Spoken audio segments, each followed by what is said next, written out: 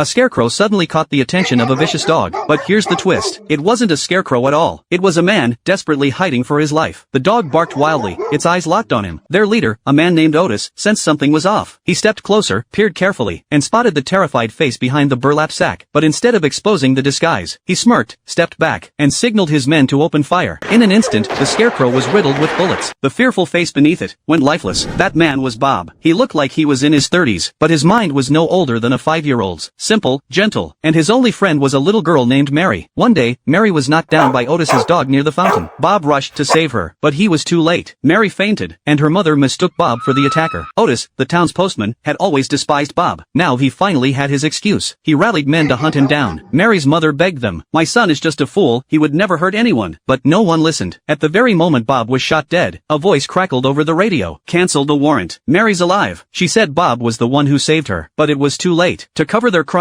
Otis planted a pitchfork in Bob's hands, claiming he had attacked first. Self-defense, they said. In court, the pitchfork became the most damning piece of evidence. Mary's mother could do nothing. The judge's verdict was cold. Otis and his men acquitted. The townsfolk congratulated the killers. That night, they drank and laughed at the bar. But as glasses clinked, the wind outside grew stronger. Later, as Otis drove home, Mary suddenly jumped into the road. Otis slammed the brakes, jumped out, and grabbed her. He roared in anger, accusing her of making trouble. Mary screamed in terror. At that moment, a bulldozer roared to life on its own. Otis spun in panic. Mary bolted into the night, and the machine charged toward him. Terrified, Otis ran. But before he got far, he crashed into a scarecrow. The scarecrow's pitchfork drove straight into his body. It was the very same pitchfork Otis had once used to frame Bob. The scarecrow lowered its head, standing guard beside little Mary. This time, he was no longer the hunted prey. He was the protector.